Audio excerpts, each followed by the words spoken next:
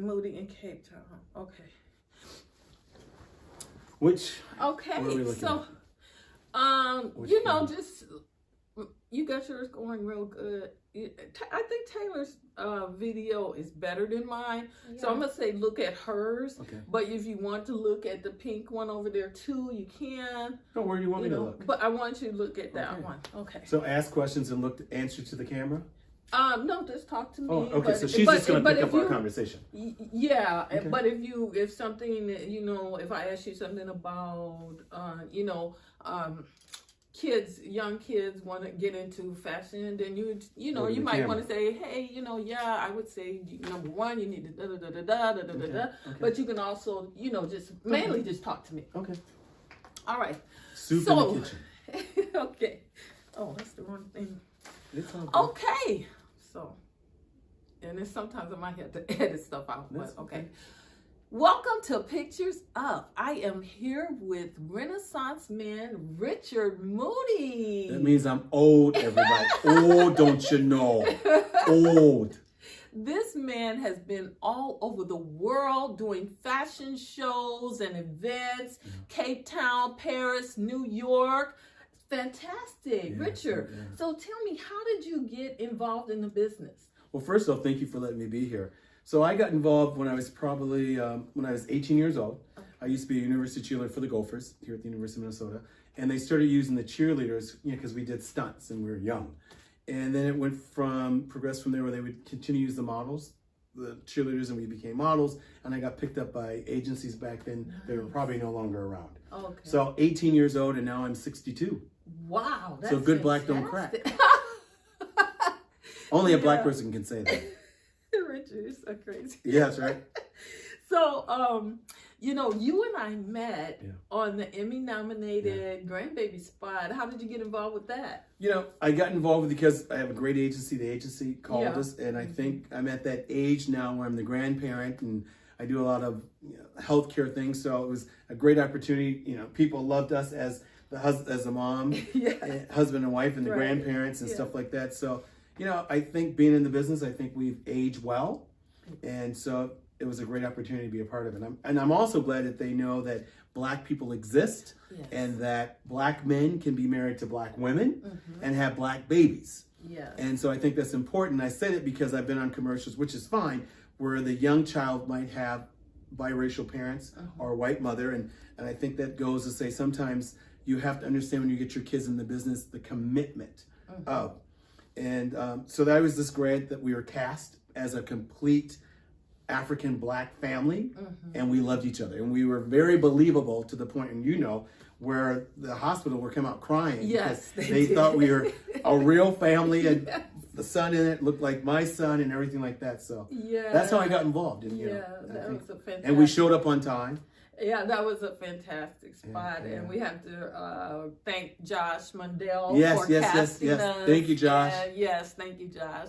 Yeah. So, tell me, I know you do all of these fashion shows and whatnot. What does the day-to-day look like for a fashion show producer? Well, I think the day-to-day is depending on what season is. If it's, right now we're in Minnesota or even New York or Paris or South Africa, we're going into Spring Fashion Week. So I think, first off, as a producer, get the job. And then I think they have a great team. So I have a great I Am Moody team. Most of them are freelancers. So, you get the job, you get the client, then you start going into production. You come up with a theme, and then you work back who are the designers are going to be, and then you work back who your creative team is, how many designers, who are the models, who are the hair and makeup, who's the DJ, because I usually do the shows live. We're a real live DJ because the models are like greyhounds. When you let them out of that gate, they're walking. And when everyone does it on DAT, you could run out of music, so we do it live. I see. So creating what the whole show is, and then you work from what the budgets are, the location, the venues, who the sponsors are, because we'd like the models to get paid. It's probably not always their normal compensation, but something other than a gift bag. Nice. So speaking of the models, what is the casting process for you? Are you the casting director, or does the client, or how does that work? if it's it depends on what the project is. Like I am Moody, we're doing something for Spring Fashion Week here in the Twin Cities. Oh. So I guess I'm all at the client, the producer, the creative. So I think once I figure who the designers are, then I figure out the models. A lot of times I'll tend to use some of the same models, or I'll go to some of the agencies and go with models that way. You know, because of my personality, I've been in the business for a long time. I can actively speak out loud for diversity. Okay. And I think because we're here in Minnesota, I'm sure your show is going to go global. I think Minnesotans forget that unlike a Black American, that Black is a lot of different flavors. Yeah. You know, we have a lot of big Africans. You know, we have Sudanese, Liberians, Congolese, models from Sudan. So there's a lot of variety. We also have models who are wearing burqas. So I really want to show them realism, globalism. I think sometimes Minnesotans think they still have to use blacks, blondes, not a lot of Asians, or they'll think, okay, African American might be my color, but no, we come a lot of different colors, so and a lot of different sizes. So I mean, I think figuring out who's available, figuring out who's going to work for what the particular rate is, and everything like that. And so, having said what you said, how would someone, find out about your show, or be in consideration for one of your fashion shows? I think a lot of times the young people now, the millennials, are on Instagram. Right. You can probably find me on Instagram or through your program. They can follow us, find me and stuff like that. So I think submitting pictures and to pick, if it's a runway show, typically even all of them are probably at least 5'8" up. And because, I work all over the country and all over the world. So real runway models are 5'9" and up. They don't usually use runway girls that are 5'8", and the boys are usually 6 foot up because now the women are so much taller. So the boys can go, when I started years ago, we were all 6 foot and the ladies were 5'8", 5'9". And now the business is the boys are 6'2" because the women are 6'2". And if you put women in heels, now they're going to 6'5". And that's why also most runway shows, I keep them separate. So the sizing isn't so odd. We'll have a male segment or a female segment unless it's bridal. I see. Because, runway is different than print. The print models can go anywhere from 5'6", 5'8". Even a lot of times they don't usually like to use females that are really tall in print because if it's Kohl's or if it's, Lands' End or if it's, something in, Wisconsin. So that's how it works. I mean, they can find me on Instagram, Facebook, or even go to the I Am Moody website, and I think our schedule's up there. But I think submitting pictures and real pictures. And I'm a real kind of person. I can see through, photos if there's some possibilities. Yeah. I see. Okay. And speaking of, first of all, what would make a person stand out for you if they submitted for one of your fashion shows, and what would turn you off? What would I consider? I think, just some good pictures. I think I like the models to be unique, particularly the women. I don't tend to book models that have weaves and wigs. And as a Black man, I have challenged with that because what are we telling young Black women is beauty? If you're wearing wigs and weaves, what are we telling young girls who don't have that long hair?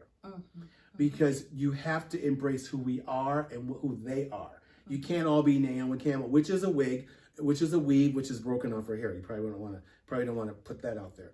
But I like the women to be unique and own your flavor. So if you're trying to look like a Black Barbie doll, that's not working for me.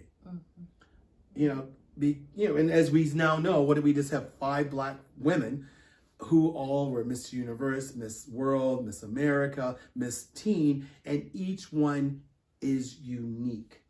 So as a man, and I grew up with all brothers and I have 10 nieces and nephews, I want them to own who they are. So that's how I first started. And then depending on if I might throw a wig on them, and I do use some African girls who do have some really cool braids and stuff like that. But for the most part, I think global. The Black girls and African girls are working, have no hair. I mean, they are unique. They are Black and they are stunning, and they are owning their cheekbones, and they are owning those long, skinny legs, the girls from Sudanese. for Sudan, or or the Brazilian black girls. My role as a black man and a crabby uncle and grandfather that I can be is telling them, you need to own who you are. We can't let the culture dictate, particularly non-people of color, what beauty is. So that's how I start. And then would you have that same advice for young men who are looking into what do we look for? I think the same. Well, guys, for the most part, they're not going to come with wigs and weaves. Right, I think, for a male model, I mean, I think it's all about the physique. I mean, you depending on who the client is, if I'm using something from Menswear Market, which is a menswear high-end boutique, because, I'm going off, getting things off the rack. A lot of the runway models, depending on who the designers are, can be very small because they're making for those specific sizes. But if you're going to go off the rack, most guys are usually a 32 waist or 33 waist, and the inseam's about 33, 34. So I know that going into the runway show, what sizes I'm going to be looking for. Yeah, so.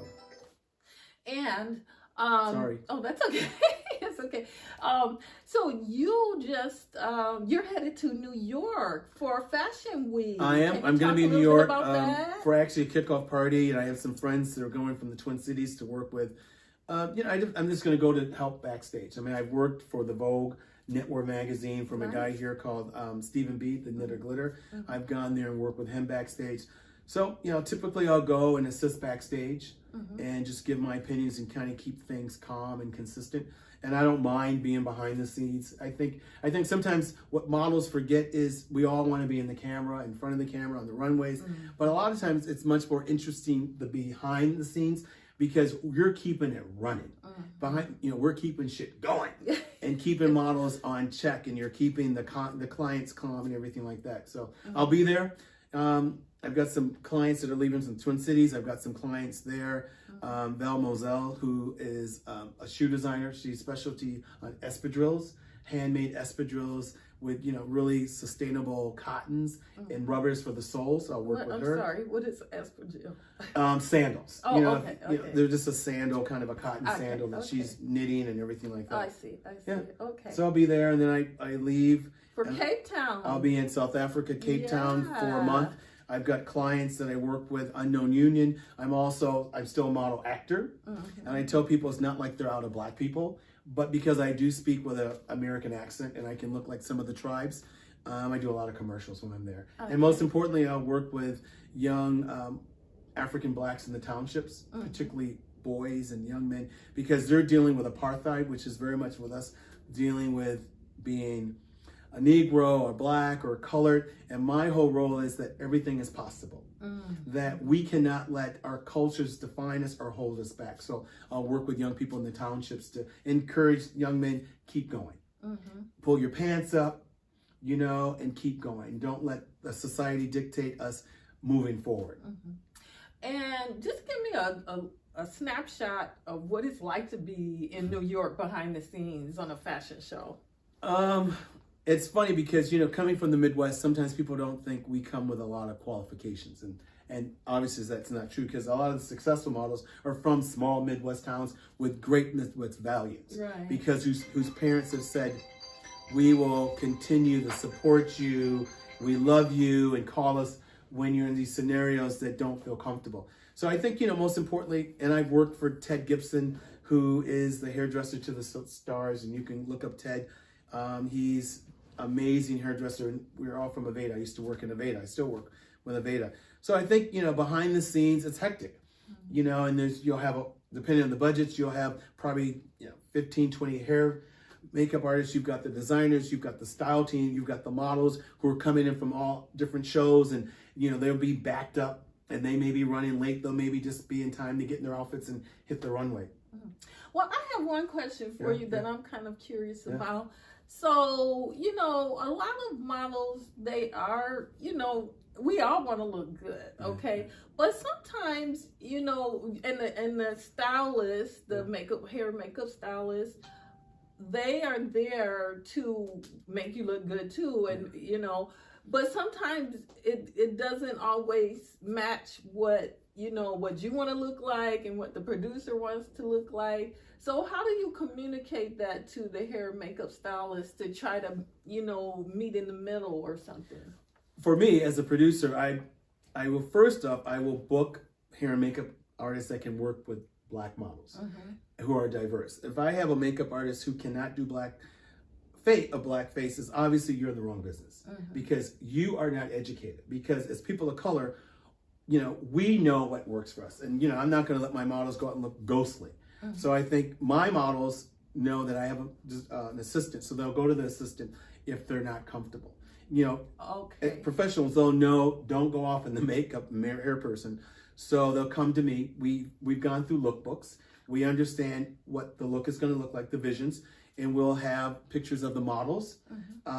So I think most importantly, having a team that is diverse, that can work with all types of models. And I think we're having these issues now in the business where, you know, models will show up and Black models have to have their own makeup. Well, we shouldn't have to do that. I think the producers should know they got a team that's diverse that can do everybody.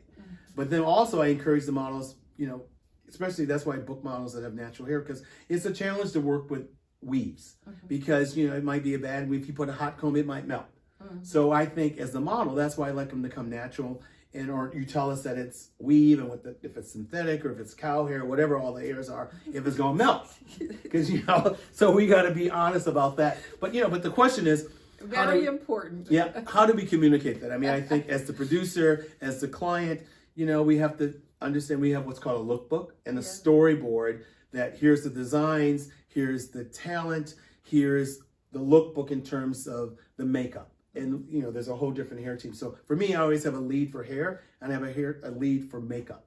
And then I have an assistant that communicates all of it. But, you know, it's all about production. So, you know, we've had pre-production meetings way out, you know, and then come day of the show. And you also have to be flexible. You know, sometimes those makeup looks don't work. Okay. I hope that. Yeah, that was great. That was great. But I would be remiss if I didn't mention you also did something for the Super Bowl as well, right? So a couple years ago, I did work for the Super Bowl that was here in Minnesota. We did a fashion week a show called Arctic Bold, and it was an interesting show. I mean, it was a great, successful show, great models and everything like that. So we did it. You know, it worked. I think the client was happy at the end game, you know, so we make it work. You know, I can work with any budgets and any types of shows. Okay. And I also wanted to ask you, what do you need from the fashion models to make them look their best? Well, it's not so much me. I think. Well, I guess you kind of mentioned that. No, I think for the models, I think the models have to have an internal beauty. They have to also be comfortable. And if it's runway, we have to walk, or at least I would tell any model, if you're going to go into business, especially for runway, you know, now everything's YouTube. When I started, there wasn't YouTube, but know how to walk, you know, and own the runway, you know, get your own style, not like a horse, but have a nice, elegant style. So you're young, so your asses are still real, your tits are still perky, you know, have a nice smile and everything, but, you know, own the moment. When you walk in, own it. And I tell people, particularly women, you know, because they're going to be the president one day. So when you walk in, you're auditioning, wear that black and white, have a nice pair of heels, show your assets, and have a nice handshake, and have a nice present. Introduce who you are. You know, this whole thing like, oh, that's not going to work, because I'm going to be afraid that's how you're going to walk on the runway. Oh, okay. And for guys, the same thing, you know, pull it up, you know, own those moments. Okay. Because runway is like an audition for life. Because everyone, you're going to have a real job. I mean, this is fun. It pays our bills. But when you're going into the real world, own it. Own who you are and have self-confidence. Okay. Just a couple more questions. So we talked about the height of the models and whatnot. What if there's somebody who has a really unique look but they're, you know, petite? Yeah. So, but I think they have petite models. Yeah, they have petite models, but it depends on what the show is. We've got some petite models. I personally would never put a petite model in sneakers. It only makes them smaller. And I usually walk them separately so they own it by themselves. You know, so it doesn't have this big crazy height and everything like that. But I work with some petite models. Carlene Collender is one of them. Beautiful young lady, owns the runway. Yeah. So Carrie Solster, by the way, who is Yara's mother, is petite. Yeah, I wanted to talk to you about that commercial mom you mentioned. Commercial mommy. Yeah. So can you talk a little bit about that? Or? Well, yeah.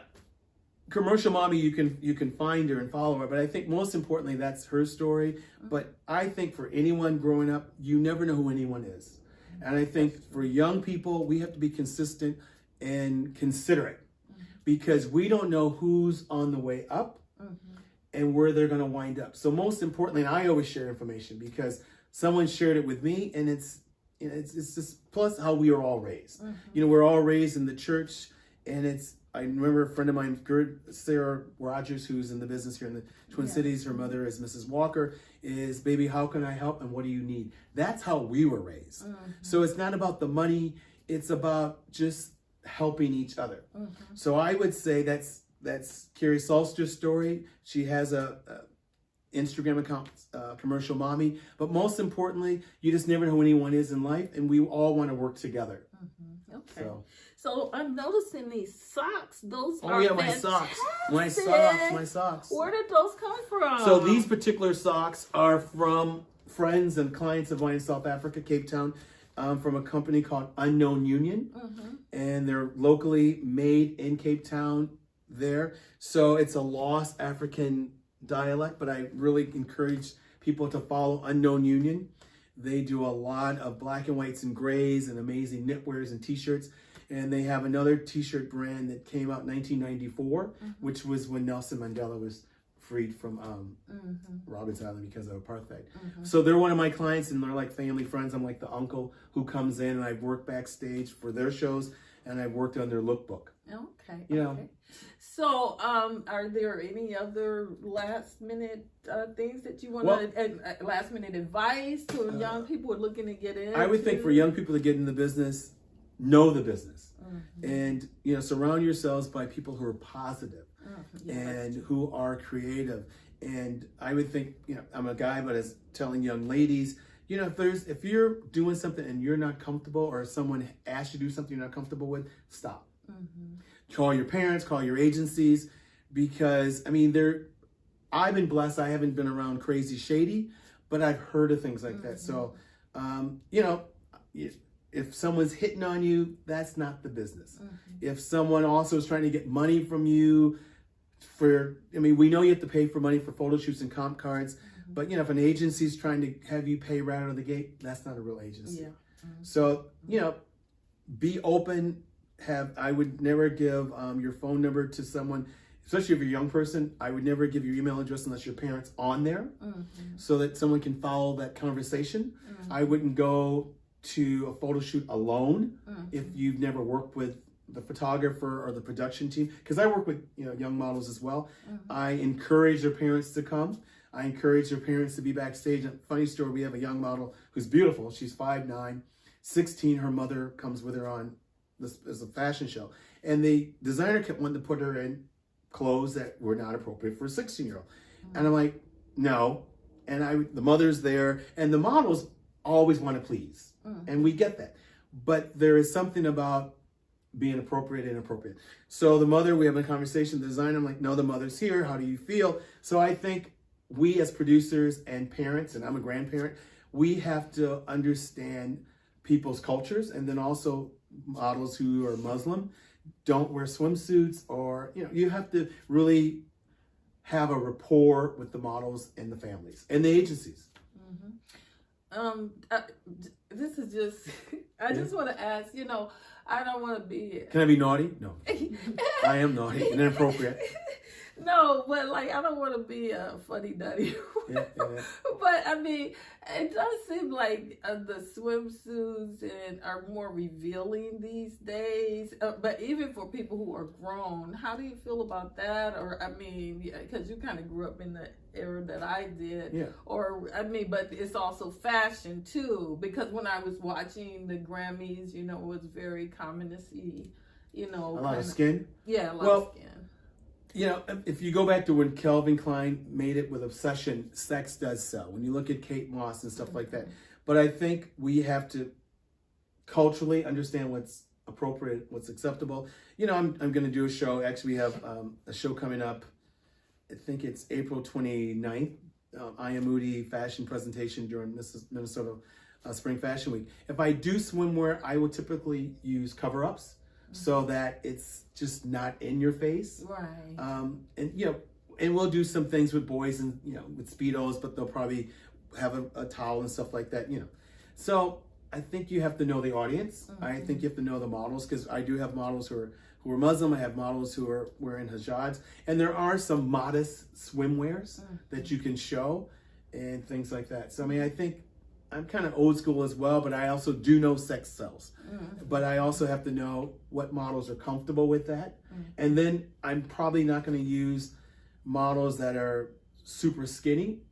I want to use all types, because that's what's in the world in all ages. Right. If they can walk and they can work it, because I'm old and I'm still in the business, still working. Yes. Well, still working. Well, thank you so much, Richard. This was a true pleasure. I hope it made sense. Yes, it was fantastic. It was fantastic. Any last words before we close? Well, thank you for letting me be here and believing in me. I think for anyone who's getting in the business, believe in yourself. Yeah. Believe in yourself, believe in whatever power is above. And I think have open conversations with your agencies, because know this, if your agency is not calling, you're not getting paid. So, and it takes two. So call your agencies on a Monday, on a Friday. And then also, write down when you did that job. So you can all remember, know that you're not going to get paid right away, but know if you're in this business, you got to pay to play, because you have to invest in you, and sell you. That's true. So how can people get in contact with you again? Just, if they want to connect if you with want to find me, or maybe on Instagram, I'm I Am Moody on Instagram, Facebook, Richard Moody, which unfortunately I think there's a lot of people, so that you may not be able to get on. So Instagram, and we all know Instagram connects with Twitter and connects with Facebook and everything like that, or the IamMoody.com website and everything like that. But but call the agencies. Okay. Have a good time. So much. Have a good time, everyone. And thank you for joining us on Pictures Up. Pictures Up. Okay.